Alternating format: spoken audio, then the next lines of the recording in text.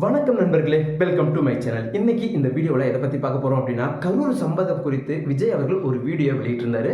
அது என்ன வீடியோ அப்படிங்கிறது எல்லாத்துக்குமே தெரியும். ஆனால் இங்கே இருக்கிற அரசியல் தலைவர்கள் அதை எப்படி எடுத்துக்கிட்டாங்க அப்படிங்கிற ஒரு விஷயம் இருக்குது. ஸோ அதை குறித்தும், அது மட்டும் இல்லாமல் இனிமேல் விஜய் அவர்கள் பரப்புரை செய்வாரா இல்லை வேறு ஏதாச்சும் நியூஸ் இருக்கா அப்படிங்கிறது தான் இந்த வீடியோவில் நான் பார்க்க போகிறோம். வீடியோக்குள்ள போகிறதுக்கு முன்னாடி நம்ம சேனலை சப்ஸ்கிரைப் பண்ணல அப்படின்னா தயவுசெய்து சப்ஸ்கிரைப் பண்ணுங்கள். இது புது சேனல் அப்படிங்கிறதுனால உங்களுடைய சப்போர்ட் ரொம்ப ரொம்ப அவசியம். அதையும் தாண்டி என்னுடைய கருத்துலேருந்து மாற்று கருத்துக்கள் இருந்துச்சு அப்படின்னாலும் அதையும் கமெண்ட் செக்ஷனில் பதிவிடுங்க. கருத்துக்கள் வரவேற்கப்படுகிறது.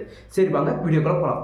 முதல்ல இங்கே விஜய் அவர்கள் வெளியிட்ட வீடியோவில் ஒரு சில தலைவர்கள் அப்படிங்கிறதையும் தாண்டி முக்கியமாக சீமான் அவர்கள் என்ன சொல்லியிருந்தார் அப்படின்னு பார்க்கணும். ஏன்னா அவர் மிகப்பெரிய அளவில் ஒரு விஷயத்திலையும் குற்றஞ்சாட்டு சொல்லிகிட்டே இருக்கிற மாதிரி இருக்குது. ஒரு சில டைம் அம்பியா இருக்கிறாரு, இன்னொரு டைம் அந்நியனா மாறிடுறாரு அப்படிங்கிற மாதிரி தான். ஒரு சில டைம் ஆதரிக்கிறாரு, ஒரு சில டைம் எதிர்க்கிறாரு.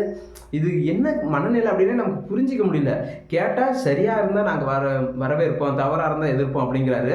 இந்த வீடியோவில் அப்படி என்னென்ன குறைகள்லாம் கண்டுபிடிச்சாரு அப்படிங்கிறத நம்ம இந்த வீடியோவில் பார்க்க போகிறோம். முதல்ல அவர் சொன்ன விஷயங்கள், அந்த வீடியோவில் அவர் உண்மையாலுமே ரொம்ப சோகமாக பேசுகிற மாதிரியே தெரியல அப்படின்னு சொல்லிட்டாரு.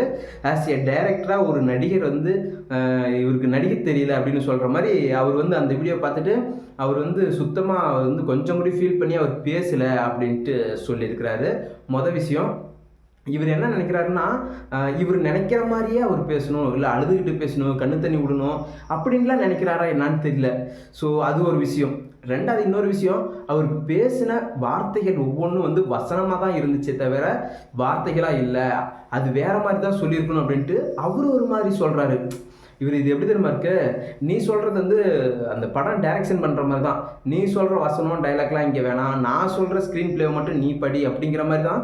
இந்த இடத்துல மட்டும் இல்லை, இவர் கொள்கையை அறிவிச்சார் பார்த்தீங்களா, அப்பையிலேருந்தே இதுதான். இங்கே திராவிடம் அப்படின்னு ஒன்று சொன்னதுலேருந்தே இவர் ஏன் அதை கொண்டுட்டு வராரு, அப்படி சொல்லியிருக்கவே கூடாது, பிடிக்கக்கூடாது அப்படின்னு இவங்க இனிமேல் எழுதி கொடுக்க மாட்டுது. அவங்களுக்கு என்னென்ன பேசணும், அவங்க கொள்கைகள் என்னென்ன, இதை தான் நீ பேசணும், இதை தான் நீ பண்ணணும் அப்படிங்கிற மாதிரி சொல்கிறாரு திரு சீமான் அவர்கள்.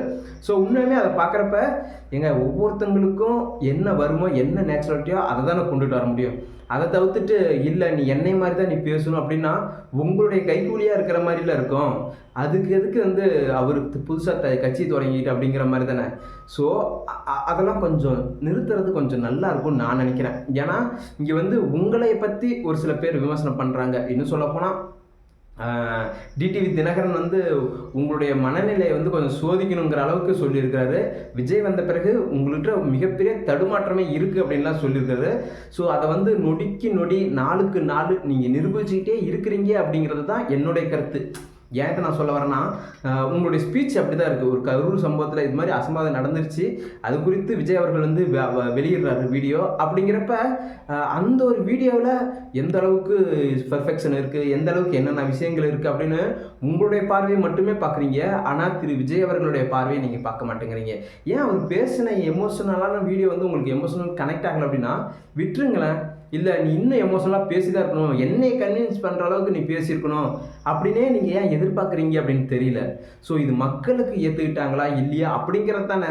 அது மட்டும் இல்லாமல் அவர் உண்மையை பேசியிருக்கிறாரா இல்லையா அப்படிங்கிறதான முக்கியமாக பார்க்கணும். அதையெல்லாம் விட்டுட்டு என்னையை கன்வின்ஸ் பண்ணுற மாதிரி அது இல்லை அப்படிங்கிற மாதிரியே நீங்கள் அந்த தோரணையில் பேசிகிட்டு இருக்கிறீங்க. ஸோ அதெல்லாம் கொஞ்சம் ஸ்டாப் பண்ணிக்கலாம்னு நினைக்கிறேன்.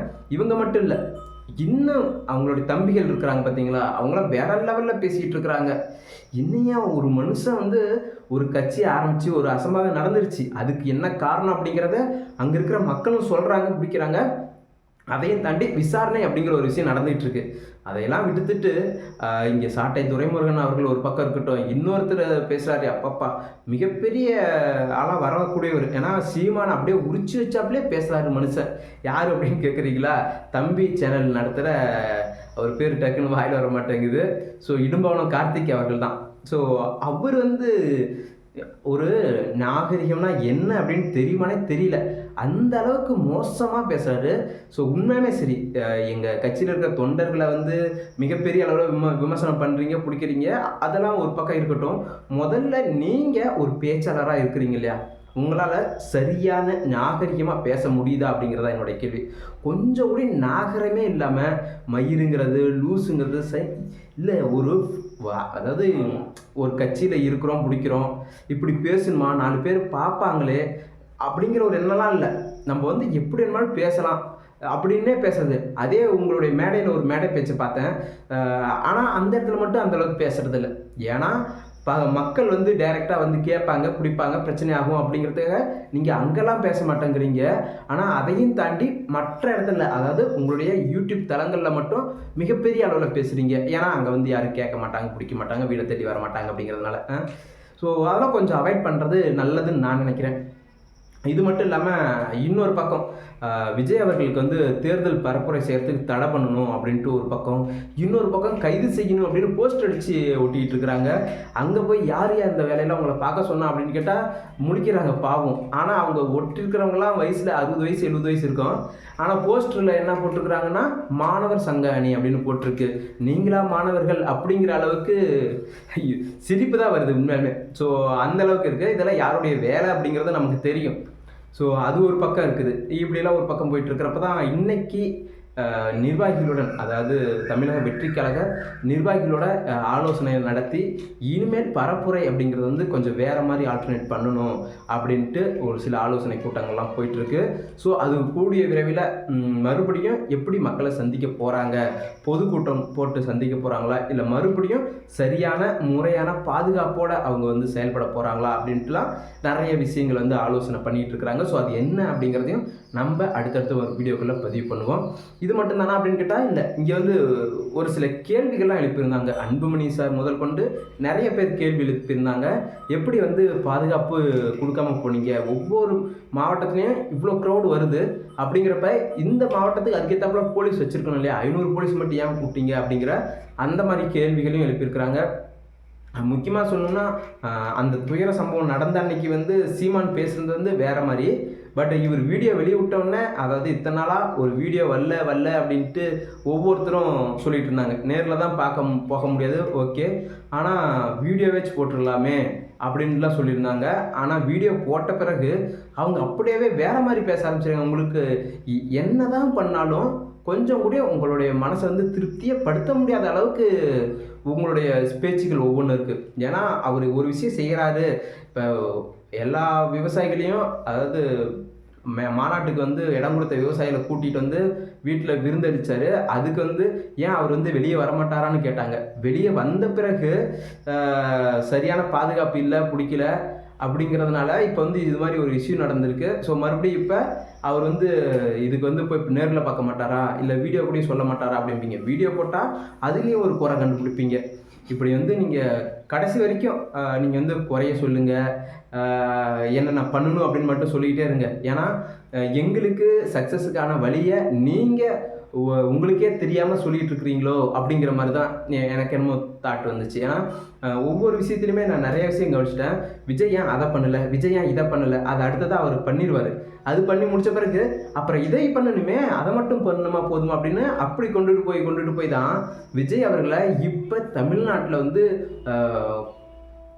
கொஞ்சம் கூடியும் அவர் வந்து மாற்று சக்தி அப்படிங்கிற ஒரு விஷயத்தில் கொஞ்சம் கூட அசைக்க முடியாத ஒரு நம்பிக்கை ஏற்படுத்தியிருக்கிறீங்க அப்படின்னு நான் நினைக்கிறேன். ஏன்னா இப்போ வந்து எல்லாருடைய வாயிலையும் பேசு பொருளாகவே இருக்கிறாரு தளபதி விஜய் அவர்கள்.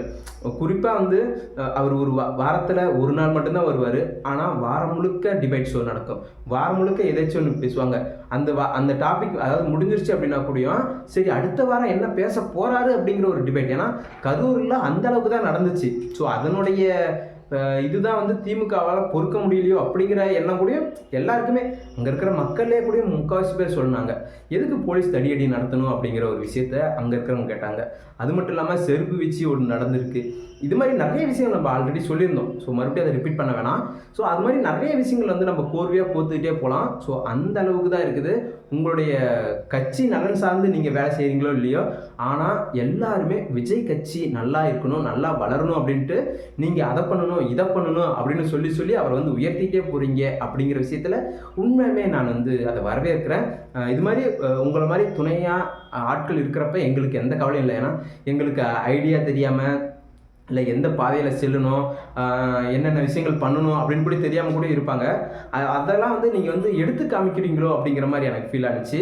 ஸோ பரவாயில்ல, பண்ணுங்கள், தப்பு இல்லை. ஏன்னா அது எங்களுக்கும் ஒரு நல்ல விஷயமாக தான் அமையுது அப்படிங்கிறதுல மாற்றுக்கிறது இல்லை. அதையும் தாண்டி என்னுடைய கருத்துலேருந்து உங்களுடைய கருத்துக்கள் மாறுபட்டு இருந்துச்சு அப்படின்னா கூட அதையும் கமெண்ட் செக்ஷனில் பதிவிடுங்க. முக்கியமாக நம்ம சேனலை சப்ஸ்கிரைப் பண்ண மறந்துடாதீங்க. ஏன்னா இது புது சேனல், உங்களுடைய ஆதரவு ரொம்ப ரொம்ப அவசியம். நன்றி, வணக்கம்.